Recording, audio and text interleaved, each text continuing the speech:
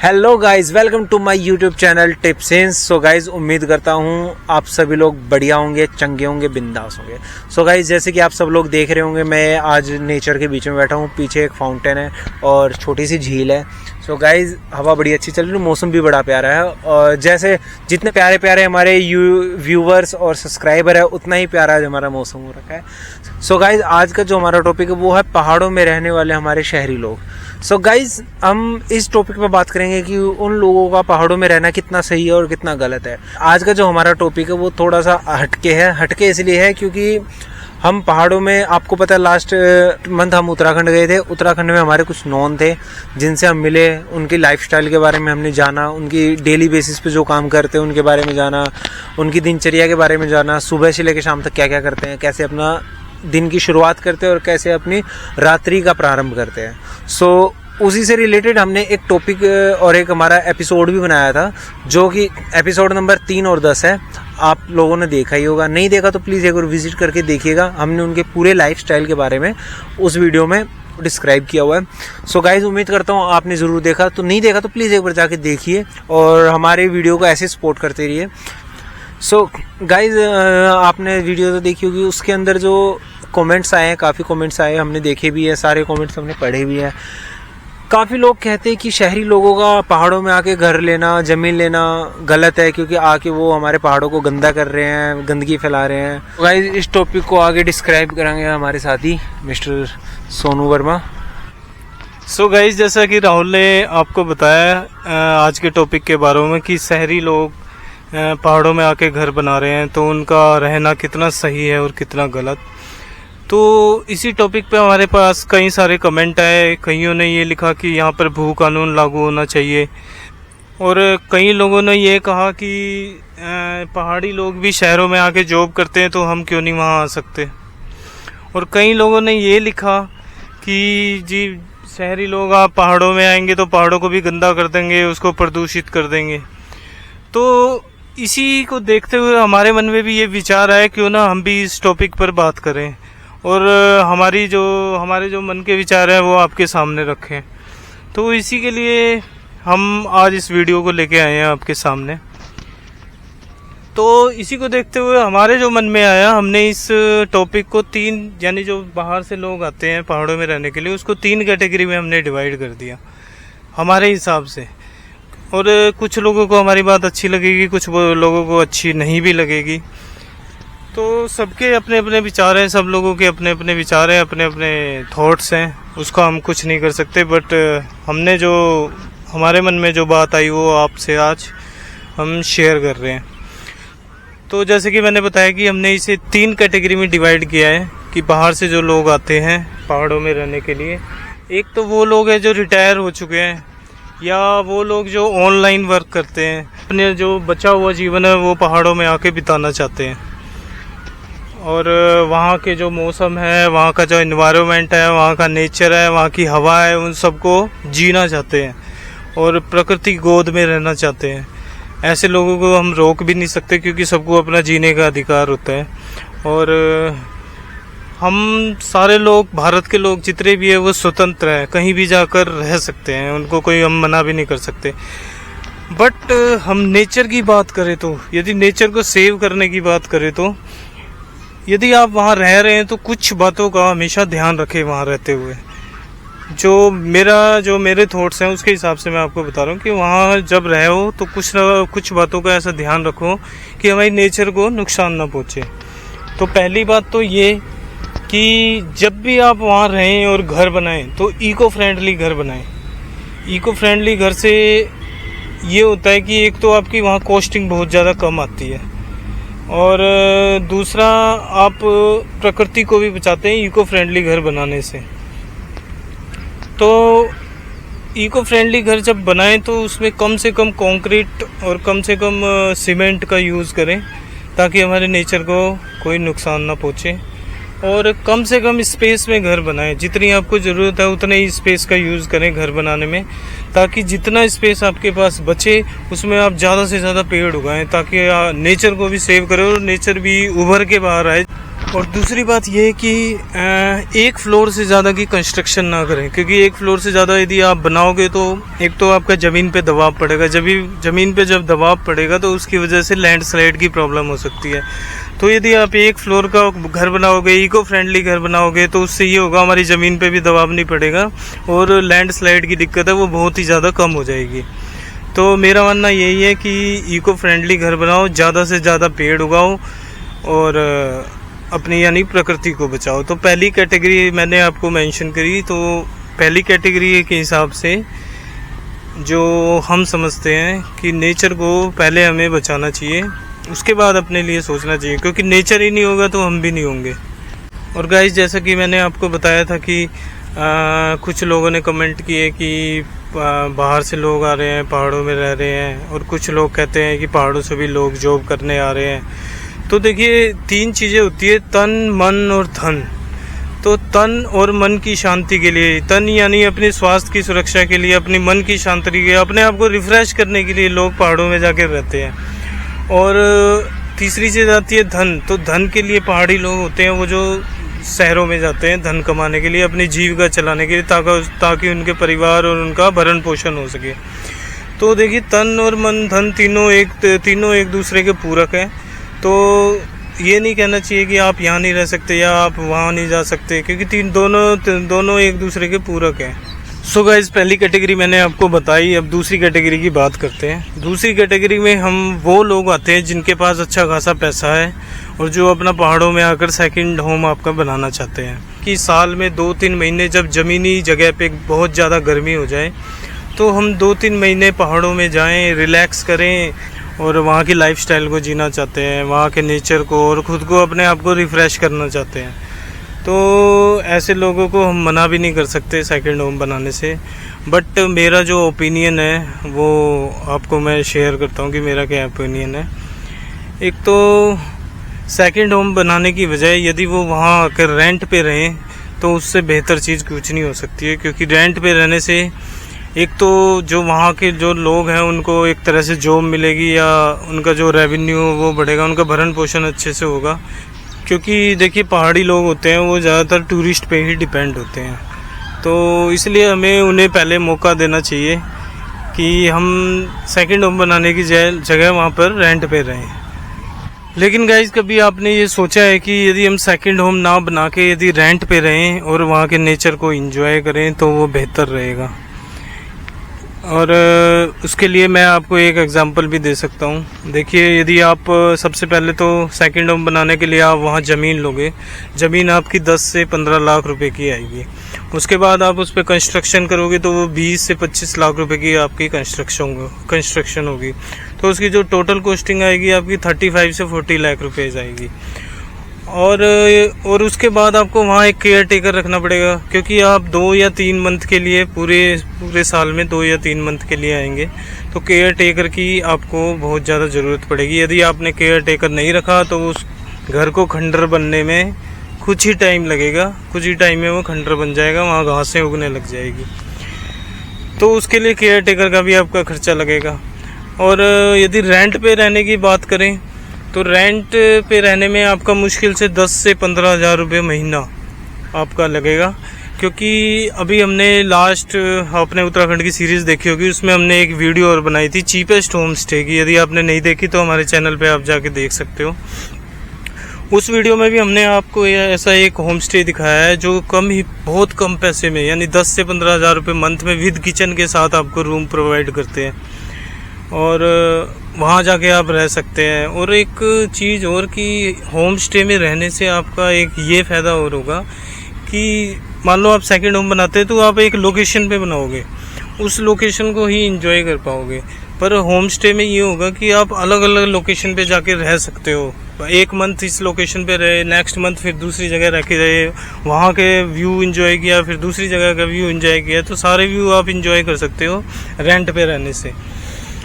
और अब ईयरली की बात करें तो 10 से 15 हज़ार यदि आपका रेंट है, और यदि आप बात करें 25 से 30 साल तक की भी, तो मुश्किल से आपका 8 या 9 लाख रुपए में आपका 25 से 30 साल रुपए आप 3-3 महीने करके पर ईयर रह सकते हो।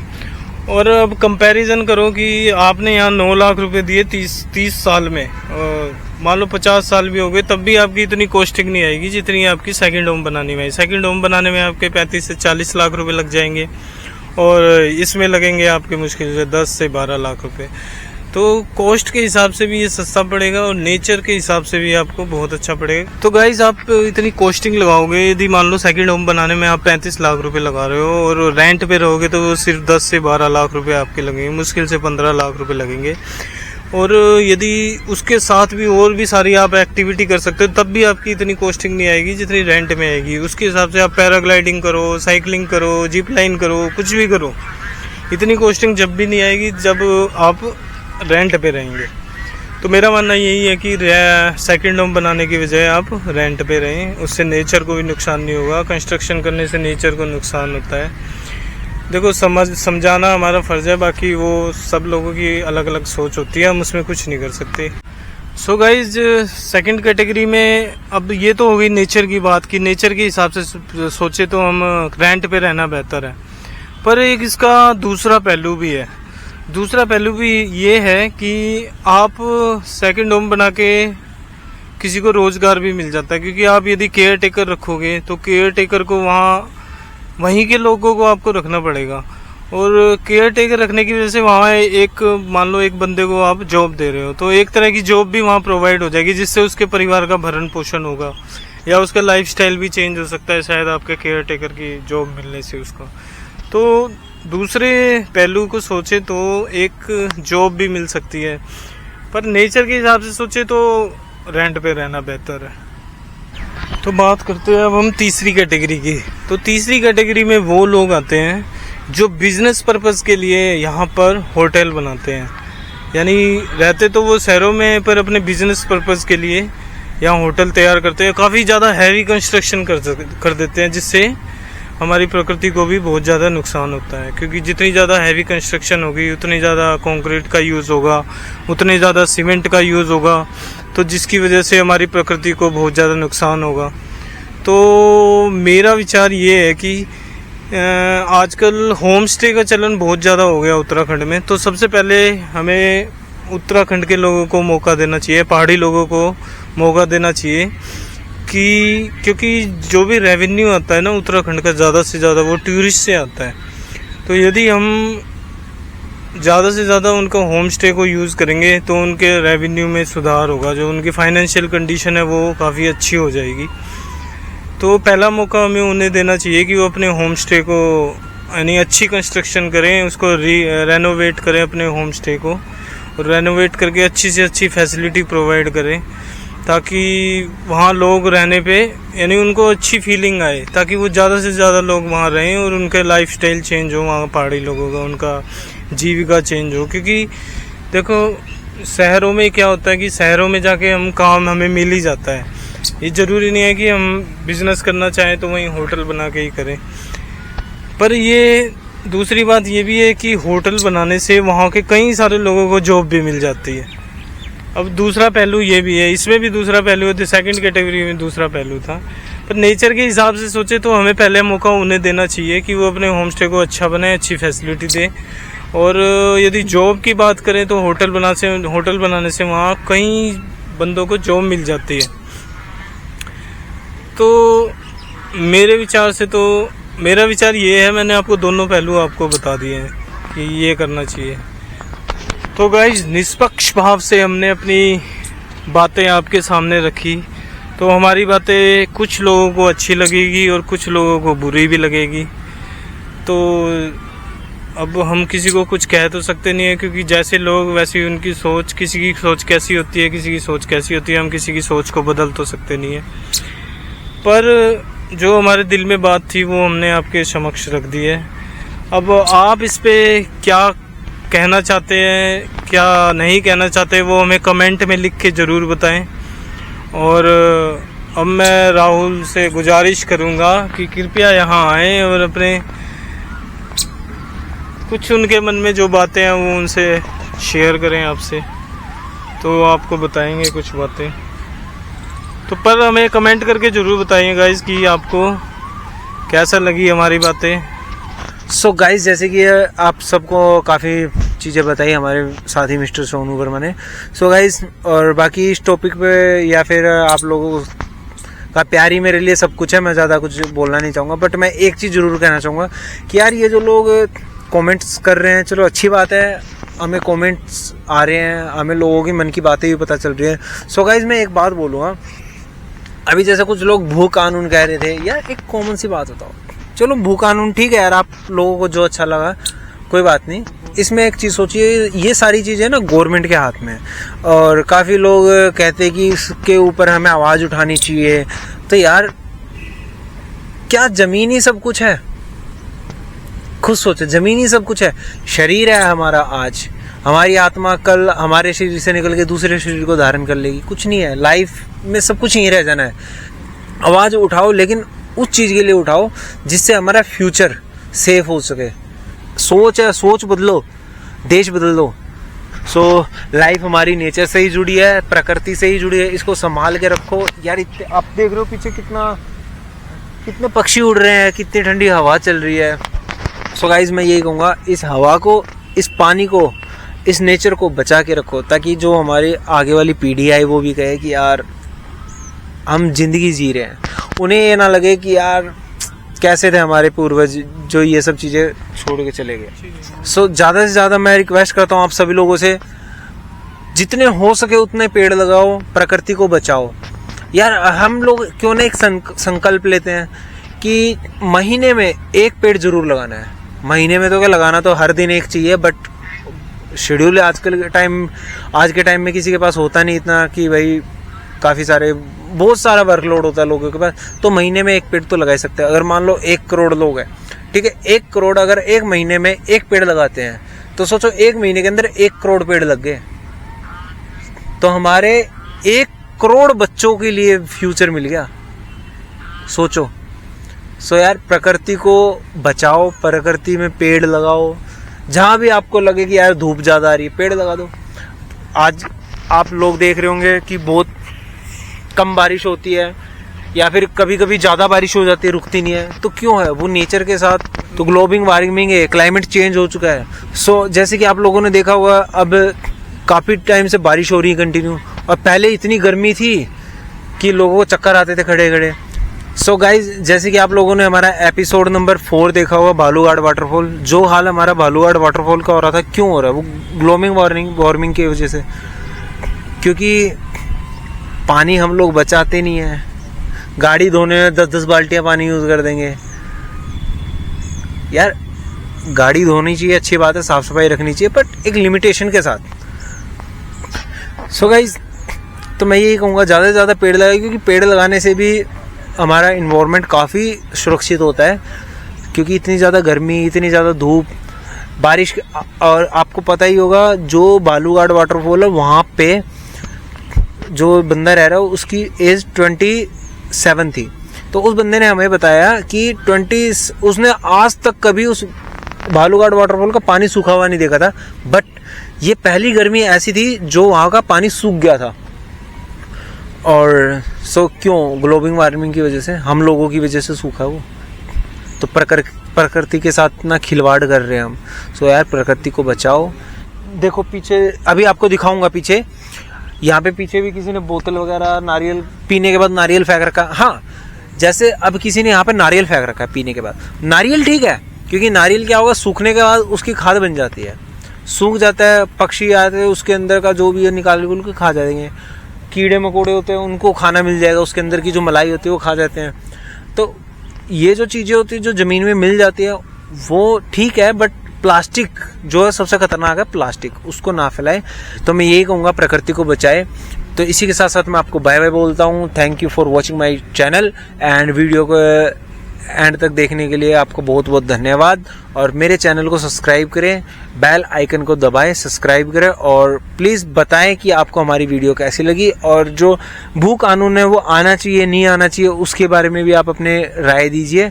और आप बताइए कि जो शहरी लोग हैं उनका पहाड़ों में जाके रहना सही है गलत है, अपनी राय जरूर दीजिए। सो इसी के साथ साथ मिलते हैं अब आपको नेक्स्ट वीडियो में। So thank you, bye bye.